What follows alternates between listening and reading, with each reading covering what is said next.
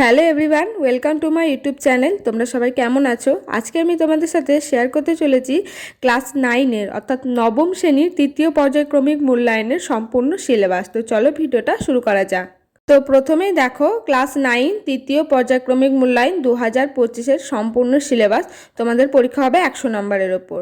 প্রথমে দেখো বাংলা সিলেবাস তোমাদের কি করতে হবে। হিমালয় দর্শন, খেয়া, নিরুদ্দেশ, ভাঙার গান, চন্দ্রনাথ, আমরা এবং প্রথম ও দ্বিতীয় পর্যায়ক্রমের সমস্ত রচনা। আর এখান ব্যাকরণ থেকে দেখো অব্যয়, ক্রিয়া, গল্প লিখন এবং প্রবন্ধ রচনা এবং প্রথম ও দ্বিতীয়ের কিছু ব্যাকরণ ও নিম্মুক্ত সমস্ত অধ্যায়। আর সহায়ক পাঠ অর্থাৎ যে গল্পের বই, সেখানে দেখো বোমযাত্রীর ডায়েরি, কারভাস এবং স্বর্ণপর্ণী। নির্মিত অংশের দিকে দেখো ভাব সম্প্রসারণ, ভাবার্থ, সারাংশ বা গল্প লিখন বা যে কোনো একটি প্রবন্ধ রচনা। তারপরে দেখো তোমাদের গণিত সিলেবাস 17 নম্বর অধ্যায় থেকে 21 নম্বর, অর্থাৎ দেখে নাও তোমাদের 17, 18, 19, 20, 21 এই কটা তোমাদের অধ্যায় কিন্তু উপপাদ্য, জ্যামিতি এগুলো তোমাদের মেন।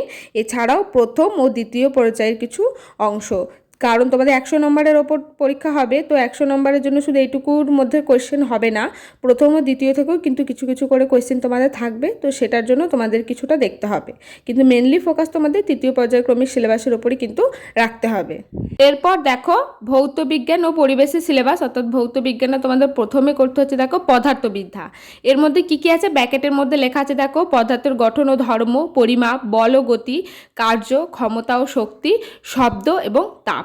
আর একটা চ্যাপ্টার দেখো রসায়নের পরমাণুর গঠন, মৌলের ধারণা, দ্রবণ অ্যাসিড, ক্ষার ও লবণ মিশ্রণের উপাদান পৃথকীকরণ আর জল। তারপরে দেখো জীবনবিজ্ঞানের সিলেবাস কি করতে হবে। জীববিদ্যা ও মানব কল্যাণ, পরিবেশ ও তার সম্পদ এবং প্রথম ও দ্বিতীয় পর্যায়ক্রমিক মূল্যায়নের কিছু অংশ।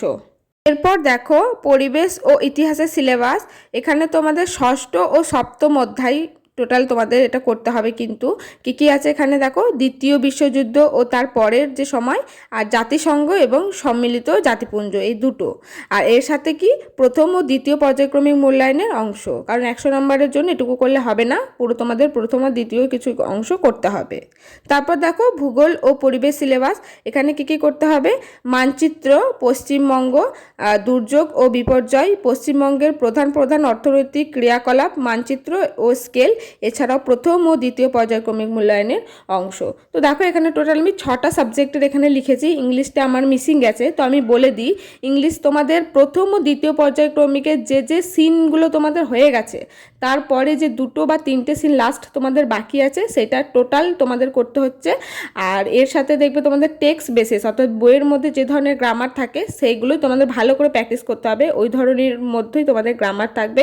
এছাড়াও রাইটিংয়ের কিন্তু কোনো সিলেবাস হয় না, আর আনসিনেরও কিন্তু কোনো সিলেবাস হয় না, কারণ এগুলো তোমাদের কিন্তু যা খুশি বা স্কুলের মতে তোমাদের যেগুলো দেবে সেগুলোই কিন্তু তোমাদের করতে হবে। তোমরা পরীক্ষার হলে কিন্তু আনসিন কখনোই কমন পাবো এই আশা করে যেও না, আনসিন মানেই কিন্তু অজানা। তো এটার কোনো সিলেবাস হয় না, আর গ্রামারে কোনো সিলেবাস নেই, শুধু তোমরা গ্রামার যত প্র্যাকটিস করবে তোমরা ততই কিন্তু ভালো করে লিখতে পারবে। তো এই হলো তোমাদের নবম শ্রেণীর পুরো সিলেবাস। তো তোমরা দেখে নিও ভালো করে, যারা নবম শ্রেণীতে পড়ো। আজকের ভিডিওটি এই পর্যন্ত। যদি ভিডিও ভালো লাগে একটি লাইক করে দিও।